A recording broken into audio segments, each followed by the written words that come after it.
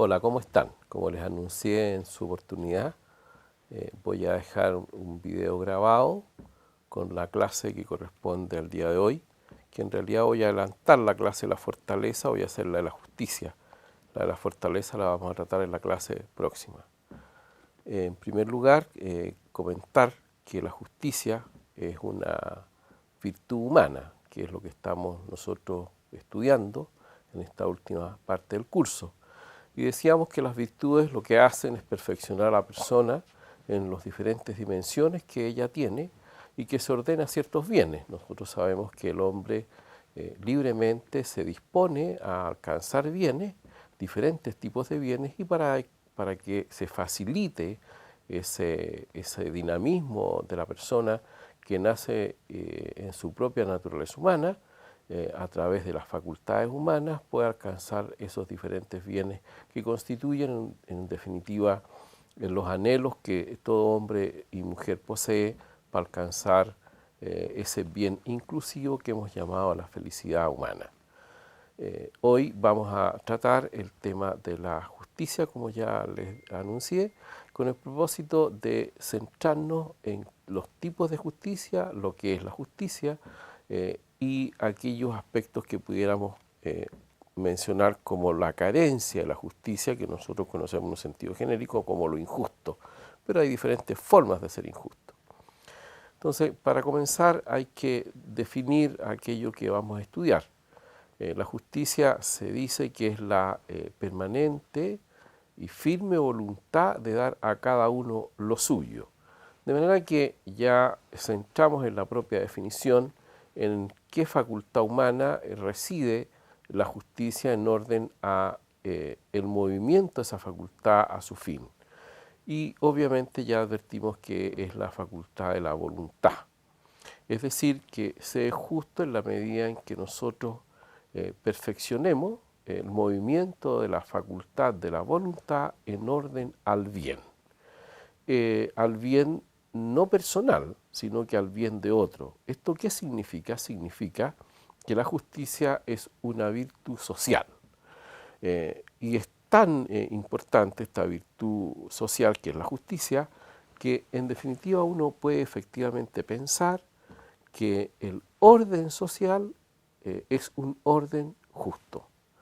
¿Por qué eso es así? Porque en definitiva hay que considerar que la paz social, que es el fruto de la justicia, es lo que permite que nosotros podamos emprender, realizar, actuar, empeñarnos en los diferentes tipos de actividades humanas que nosotros realizamos.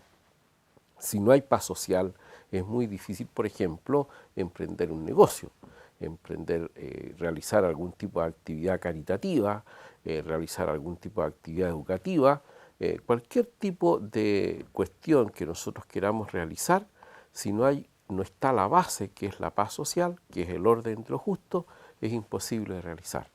De manera que la justicia es como una exigencia fundamental para que nosotros podamos desenvolvernos y establecer los diferentes tipos de relaciones que establecemos en la vida social, que ya sabemos que la socialidad humana tiene su fundamento en la racionalidad, en el hecho de que nosotros somos seres racionales, y aquí ya aparece una primera característica de la justicia que implica, ¿no es cierto?, ese orden, esa paz social, está fundada en una razón, en un fundamento racional, y que es la voluntad que, conociendo la verdad de lo justo, es la que se mueve al bien que corresponde.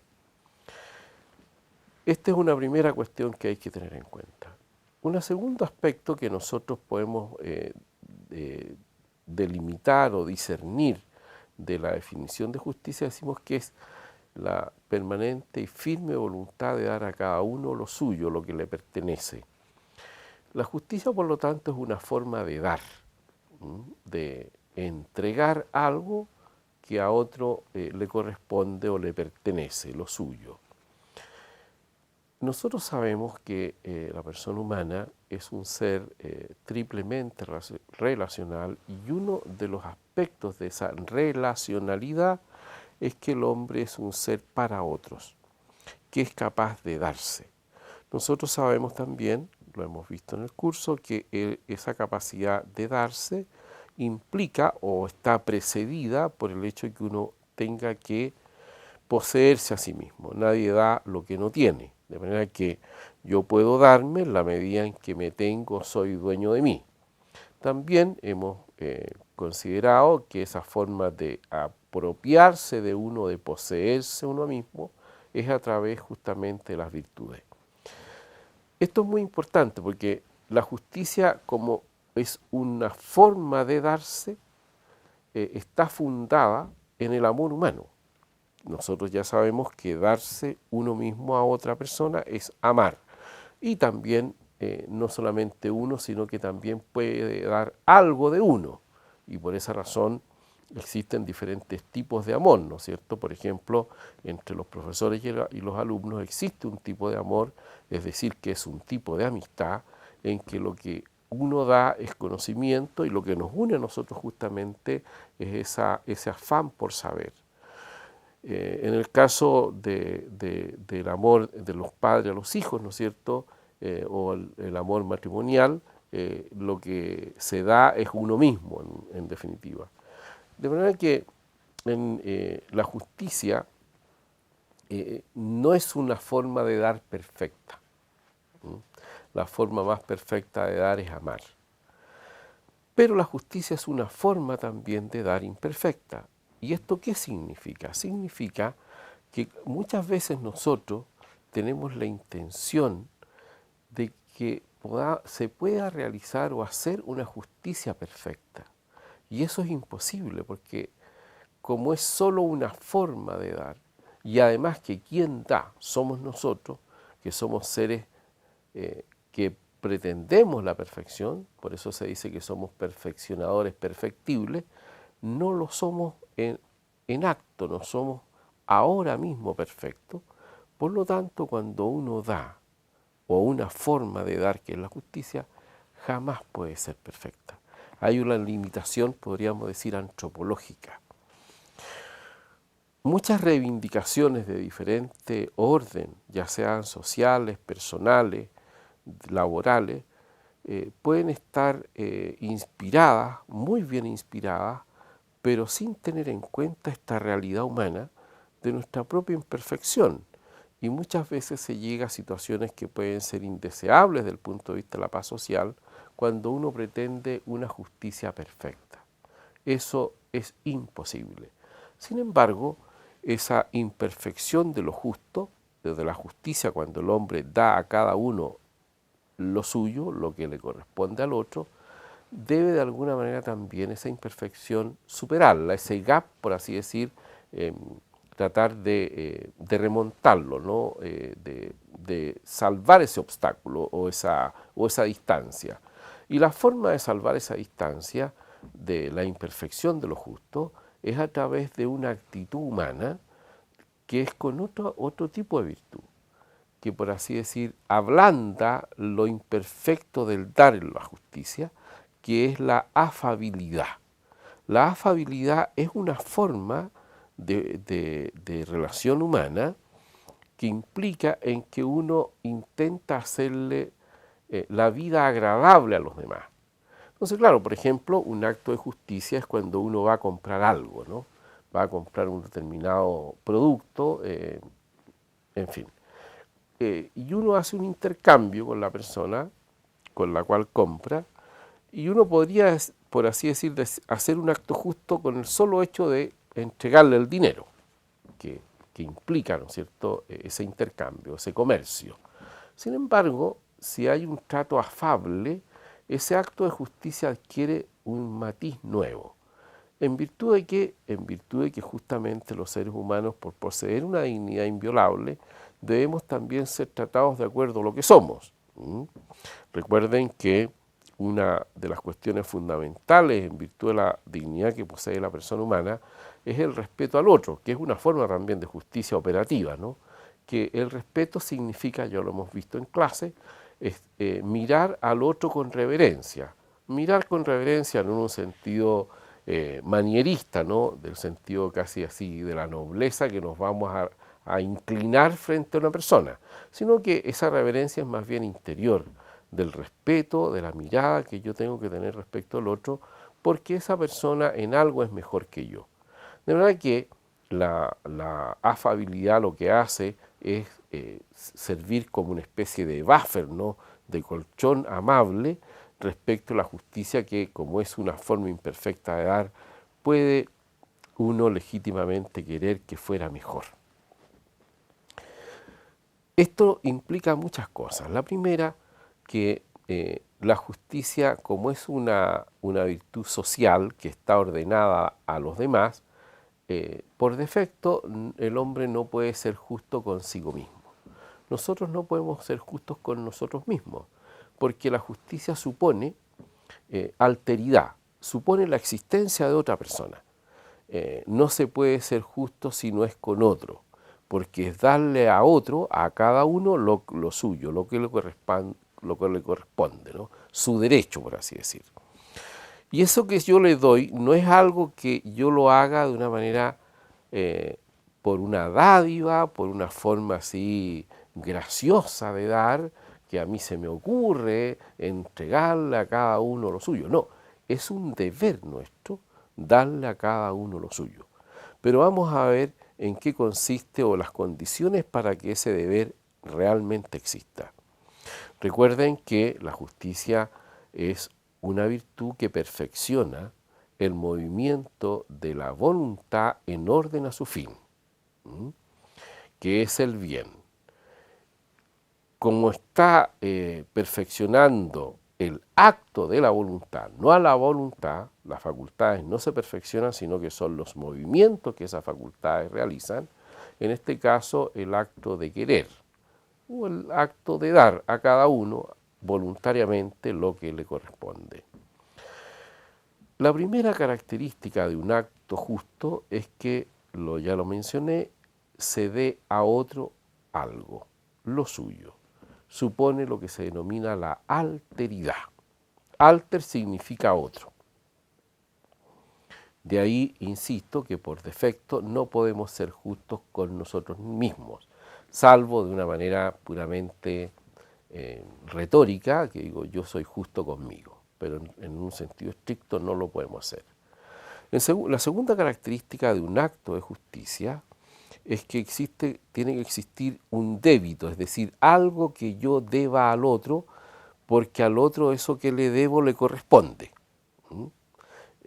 Existe un suyo, que es lo que a él le corresponde. Hay una cuestión que ya la mencioné, pero me parece que es necesario nuevamente repetir. Nosotros nos debemos unos a otros, todas las personas humanas, varones y mujeres, respeto. ¿Qué es aquello que es lo suyo, que posee el otro y que por consiguiente yo le debo respeto? Y lo suyo es su dignidad, es la dignidad humana que todo ser humano posee, en virtud de la cual yo le debo respeto a otra persona o a cualquier persona, independientemente cómo esa persona se haya comportado o haya actuado. Es en virtud justamente de esa dignidad inviolable porque nadie se la puede quitar desde fuera y porque ningún otro ser humano tiene la capacidad de darle la dignidad a otro. Lo único que nosotros podemos hacer es reconocer la existencia de esa dignidad en la persona. Pero también, como sabemos, nosotros somos seres libres, podemos desconocer que existe esa dignidad personal. Pero lo propio es reconocerla y, por lo tanto, en virtud de que posee esa dignidad que le ha sido dada, nosotros tenemos el deber de respetar a los seres humanos en virtud de lo que son y no de lo que hacen. En tercer lugar, otra característica del acto de justicia, hemos visto que el primero es la alteridad, el segundo es que exista algo que se debe dar, y el tercero, ¿no es cierto?, es el acto de intercambio que tiene que existir de aquello que se debe. ¿Por qué? Porque la justicia siempre, si es un dar, también es un recibir. No hay dar sin recibir, ni recibir sin dar. Es un acto recíproco que requiere la voluntad de aquellos que concurren a la realización de ese acto de intercambio. La palabra intercambio también se llama comercio. Comerciar es intercambiar. Commercium se dice en latín. Quien hace comercio lo que hace es intercambiar. Intercambiar bienes en un sentido estricto, que son equivalentes a aquellos bienes que se intercambian. Entonces, completemos. Primera característica de un acto de justicia, que requiere alteridad, la existencia de dos personas. En segundo lugar, que haya algo que se deba, un suyo o un débito que yo tengo que entregar voluntariamente. Y en tercer lugar, un intercambio. Ese intercambio tiene una equivalencia, y esa equivalencia del intercambio tiene dos componentes, y de allí nos salen los diferentes tipos de justicia. El primer tipo de justicia que nosotros reconocemos es lo que nosotros llamamos la justicia conmutativa. Conmutar es intercambiar, ¿no es cierto? La propiedad conmutativa, que usted la ha aprendido en álgebra, que son las primeras nociones de álgebra, en que cuando uno conmuta, ¿no es cierto?, lo que hace es un intercambio. Es un intercambio voluntario, en que cuando hay ese acuerdo de realizar el intercambio, lo que se intercambia, el objeto intercambiado es equivalente. Es equivalente, por ejemplo, no sé, 1.000 pesos a comprarme 4 chupachups, ¿no es cierto? Los collas, que esos que ustedes se ríen mucho en clase. Bueno, eso es la equivalencia, 1.000 pesos, 4 chupachups. Y yo estoy, cuando concurro voluntariamente a realizar el acto de intercambio, una vez que yo he dado mi voluntad y he manifestado expresamente mi voluntad de querer comprar aquel producto, entonces ahora yo estoy obligado a realizarlo.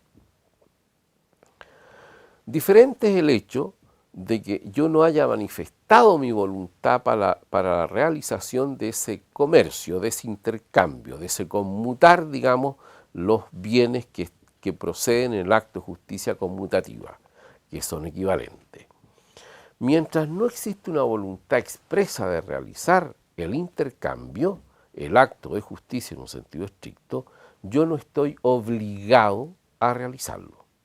Entonces muchas veces, ¿no es cierto?, hay personas que de alguna manera lo que hacen es una cierta manipulación psicológica con aquellos que están predispuestos a lo mejor a realizar un intercambio, pero que no han manifestado su voluntad para realizarlo.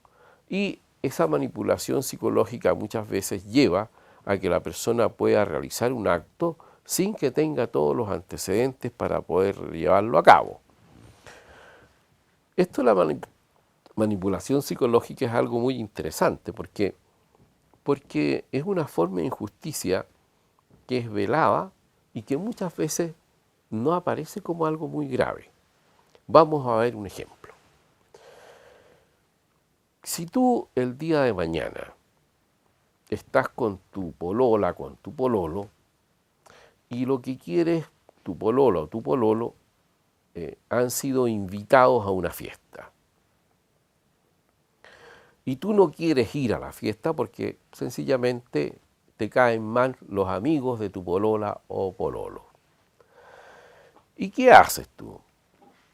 Puedes realizar una forma de manipulación injusta de la persona que afecta su voluntariedad y por lo tanto su voluntad para realizar un acto y tomar una determinación. Le dices que te sientes enferma o enfermo, que tienes mucho que hacer, que ha sido una semana muy dura, agotadora, porque has tenido una prueba de macroeconomía, por ejemplo, en que no han resultado las cosas como tú querías, que has dormido muy poco en la semana y que lo que quiere en el fondo es estar tranquila o tranquilo, que sería mejor que se quedaran en casa. En realidad lo que tú no quieres es ir, pero le estás dando los antecedentes completos para que la persona, tu polola o pololo, pueda tomar una determinación. Y como ella o él te quiere, se queda. Lo que has hecho tú es un acto injusto, porque lo has hecho dominando de una manera despótica, tiránica, sin que le haya tocado un pelo, pero lo has dominado dando información falsa para que él pueda voluntariamente, falsamente en todo caso, porque la información es falsa, de que él pueda tomar una determinación, dice, ya no voy porque te quiero. ¿Por qué digo esto? Porque una de las cuestiones más importantes de las relaciones personales, que recuerden, la justicia es el fundamento para que exista la paz social y se establezcan las relaciones interpersonales o sociales. Ocurre, que ustedes ya lo saben, esas relaciones personales o interpersonales, que son sociales, tienen un fundamento también en la verdad. Por lo tanto, cuando uno atenta contra la veracidad, que es la virtud que permite el intercambio entre las personas a través de la palabra, yo estoy haciendo un acto injusto. Así, por ejemplo, la mentira.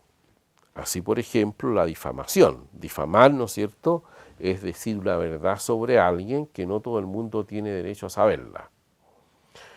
Calumniar, que es decir una falsedad de alguien que por el honor de la persona no tiene por qué saberlo todo el mundo. Entonces tenemos aquí una cuestión que es fundamental para vivir la justicia, que es vivirla en la verdad o en la veracidad, porque también podría ser poco justo utilizar la virtud de la veracidad de una manera imprudente, que también sería injusto. Es curioso esto. ¿Por qué? Porque la verdad no se puede decir así como a tontas y a locas. Vamos a poner un ejemplo. Supongamos que estamos en esta clase y llega alguien de la universidad, del ámbito administrativo, y me dice, profesor, le tengo que informar que acaba de morir la mamá o el papá de uno de sus alumnos que están constituyendo esta clase, habitándola, como ya sabemos. Y yo, de una manera imprudente, digo, fulanito, tu mamá acaba de morir. Estoy diciendo la verdad, pero obviamente de una manera imprudente y también injusta, porque le estoy dando lo suyo, pero no del modo en que debería dárselo, que en este caso es decirle la verdad. Ahí uno entonces comienza a advertir que para que la justicia pueda operar, tiene que existir en primer lugar lo que nosotros conocemos con el nombre de confianza. Sin confianza no hay justicia. Y la justicia, por lo tanto, si está fundada en la confianza, implica que la persona que va a realizar ese acto tiene que tener un comportamiento acorde con aquella confianza. Esa confianza es algo que uno le otorga a alguien, no es algo que una persona pueda simplemente reclamar la confianza. La confianza, como la justicia, se da. Entonces es el primer requisito también de un punto de vista más global para que hayan relaciones justas. Hemos visto que hay la definición de justicia, cuáles son los requisitos para que un acto sea justo. Hemos advertido en qué consiste el primer tipo de justicia, que es la justicia conmutativa, que tiene su fundamento en el hecho de que se intercambian, eso que se intercambia es algo equivalente y por lo tanto podríamos decir que es una relación de carácter aritmético o una proporción aritmética. Tenemos también un segundo tipo de justicia. Es lo que nosotros llamamos la justicia legal. La justicia legal consiste en que la persona se relaciona con la sociedad o la organización jurídicamente superior de la sociedad, que es el Estado. Entonces ahí también hay un intercambio. Y la sociedad siempre está representada por alguien. La sociedad nunca es una cosa amorfa, ¿no? Una autoridad determinada. Entonces, la relación de la justicia legal consiste en que va desde la persona hacia la sociedad o hacia algún representante de la sociedad, como por ejemplo en este caso el Estado. Vamos a dar un ejemplo. En la justicia legal, desde un punto de vista económico, que es lo que ustedes estudian, el mejor ejemplo son los impuestos. Los impuestos son una forma de justicia legal, en que yo estoy obligado a dar lo suyo a través de los impuestos para que el Estado o la sociedad pueda ir en auxilio de aquellas personas que por sí mismas no pueden realizar acciones si no es ayudándoles a través de diferentes bienes de orden social. Entonces, desde esa perspectiva uno podría decir, ¿qué es lo justo? ¿Más o menos impuestos? Esa no es la pregunta, sino que la cuestión es que en la medida en que haya otros seres humanos, yo estoy obligado de alguna manera a hacerme cargo de esos otros seres humanos. Y aquí viene el punto central. Tengo que hacerme cargo de esos otros seres humanos, pero de una manera que sea respetando la dignidad de esos seres humanos que son inteligentes, con voluntad y libertad. De ahí vienen muchas formas de ayuda que pudieran consistir en no dependencia de esos seres humanos respecto a los otros, no dependencia de una manera tiránica, despótica. Por eso es muy peligroso en el ámbito de la justicia legal que ese dinero sea ocupado, esos impuestos ocupados, que son el dinero que uno aporta a la sociedad, de una manera que sea ilegítima y también injusta. Y el tercer tipo de justicia que habitualmente se puede reconocer es lo que se denomina la justicia distributiva, es decir, que aquello que le llegó a la sociedad, ella lo pueda distribuir. En ambos casos de justicia, la legal y la distributiva, o justicia social también se puede denominar, se utiliza un tipo de relación que no es la aritmética que se aplicaba al ámbito de la justicia conmutativa, sino que es un tipo de proporción que es distinta, ¿no? Que es proporcional, digamos, una relación de carácter proporcional que podríamos decir que es geométrica y no aritmética. En la justicia distributiva, o justicia también llamada propiamente legal, lo que se hace es que la sociedad distribuye a las personas bienes que por sí mismas ellas no pueden obtener o tener. Pero siempre hay una condición, y la condición es el mérito. ¿Por qué? Porque lo justo es darle a cada uno lo suyo, lo debido. Entonces, por ejemplo, uno podría pensar un acto de justicia social son las becas. Una beca implica que hay un cierto mérito de la persona, de cualquier naturaleza, normalmente académico, ¿no es cierto? En virtud de eso que se le da, el mérito académico, que no tiene los medios económicos para estudiar, pero el mérito es académico, no es económico. Lo económico es la falta de recursos para realizar un acto que ella podría realizarlo si los tuviera. De manera que desde esta perspectiva uno inmediatamente puede salir a discutir una cuestión que hoy día está presente en nuestro país, que es la gratuidad. La gratuidad en la educación. La gratuidad es una forma falsa de establecer un orden social justo.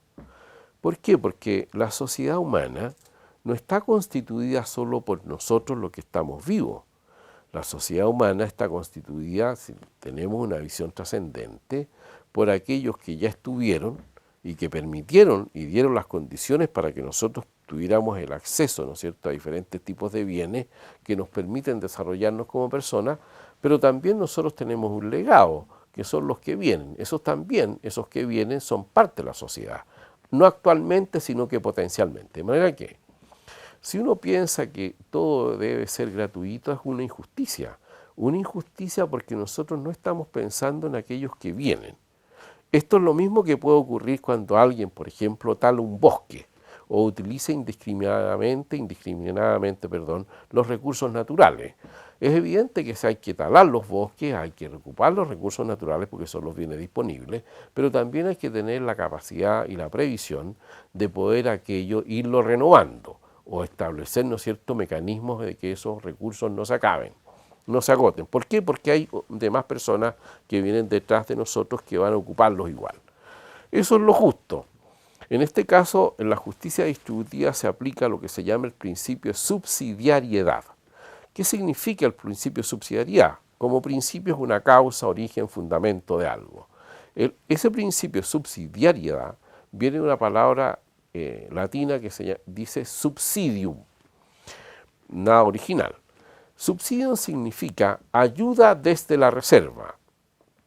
Esto es muy importante, ayuda desde la reserva para hacer efectiva la justicia social o la justicia distributiva. Bueno, si es ayuda desde la reserva, tiene que haber alguna reserva que dar. Si no hay reserva, es imposible realizar actos justos. Esta es la cuestión de fondo. Si no tenemos una reserva de algo, es imposible que nosotros podamos distribuirlo. De manera que, cuando se plantea una cuestión indiscriminada de la justicia social como pervirtiéndola, sin tener en cuenta el primer requisito que es el mérito de la persona, luego entonces vamos a despilfarrar las reservas que podrían darse a aquellos que sí lo tienen. Y en segundo lugar, porque hay personas que efectivamente no necesitan la ayuda desde la reserva y si se les otorga, nosotros estamos de alguna manera cometiendo igualmente un acto injusto porque habrá otro que sí lo necesita. Fíjense ustedes que esto es muy interesante y actual. En nuestro país, en Chile, hoy día, ya lo hemos mencionado, me parece, en clase, hay 3 indicadores que son sumamente preocupantes y que tienen que ver con la justicia social. Ustedes saben que aproximadamente el 50% de los alumnos que terminan la educación media no ingresan en ningún tipo de educación superior en nuestro país. Ni a un centro de formación técnica, ni a un instituto profesional, ni a una universidad.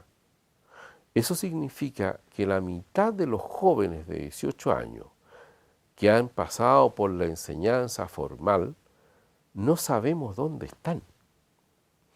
Esa juventud tiene también derecho a poder soñar, ser dueño de su propio futuro, pero nosotros no sabemos dónde están. De manera que cuando comenzamos a distribuir sin un criterio de justicia social real, estamos invisibilizando a mitad de jóvenes que existen en Chile. Otro ejemplo. Hay un ejemplo también que es muy paradigmático. Hoy día, el 50% de las personas que viven en el mundo rural no tienen agua potable. Estamos en el siglo XXI. La pregunta ¿sería de justicia que nosotros pudiéramos proveer, ayudar desde la reserva a aquel bien que es el agua potable, que es un constituyente del bien común? Se recuerda, el bien común está constituido por una diversidad de bienes a los cuales todos podríamos tener acceso con el propósito de poder ser dueños de nuestro propio destino personal. El agua potable, por ejemplo, sería un aspecto del bien común que a través de la justicia social, la persona haciendo mérito, pudiéramos llegar a ella con agua potable. Cosas como de esa naturaleza, uno tiene que tenerlas muy claras para poder hacer y realizar actos que sean justos. Y en el caso de la educación, es el esfuerzo personal y el mérito de la persona la que la hace acreedora de una beca, por ejemplo, que en este caso podría ser una ayuda económica. Y que como nosotros, la sociedad no es estática, sino que es dinámica, esa persona tendría que de alguna manera aportar al país aquello que de alguna manera recibió por mérito, para que otro en su misma situación o condición pueda también recibir lo mismo o mejor. Vemos entonces que el tema de la justicia tiene muchos y diversos, digamos, dimensiones y ribetes que exigen que nosotros tengamos un mayor conocimiento de ella con el propósito de establecer un orden social justo y pacífico, que es lo que permite que los países progresen. Termino entonces resumiendo. Hemos visto la virtud de la justicia, que es una virtud que hemos dicho que tiene un carácter social, porque es una virtud que está en relación a las demás personas, que supone que existe una alteridad, es decir, que no puedo ser justo conmigo mismo. En segundo lugar, que se requiere que un débito, un derecho del otro, que yo tengo que simplemente dárselo cuando corresponda. Y en tercer lugar, una relación de intercambio de bienes que son los que comparecen en el acto de justicia. Hemos visto también que la justicia es una virtud que perfecciona el movimiento de la voluntad en orden al bien. Y en este caso puede ser al bien de otro o al bien común de la sociedad en el caso de la justicia distributiva o justicia legal. También hemos advertido que la justicia no es perfecta en virtud de que quien la realiza o realiza esos actos de justicia no es perfecto. Supone también la justicia la virtud de la veracidad, es decir, que hay una verdad, que es la relación básica entre los seres humanos, sin lo cual tampoco podría haber justicia. Y también vimos al final que existen tres tipos de justicia, que son las que de alguna manera comparecen en la totalidad de los actos de intercambio voluntario entre las personas que lo realizan. Y que para que exista un deber, que es lo suyo, lo justo, esa permanente y perpetua voluntad de dar a cada uno lo suyo, que es una definición de un pensador que es Ulpiano, tiene eso que yo debo al otro. La base de la justicia social es el respeto que nos debemos a todos y cada uno de nosotros, en consideración de que poseemos una dignidad inviolable que nos ha sido dada o regalada. Y finalmente sabemos que la justicia como forma de dar no puede ser perfecta en virtud, como ya señalé y reiteré, de que los que hacemos actos de justicia somos imperfectos. Nos vamos a ver la próxima semana en persona. Que estén muy bien.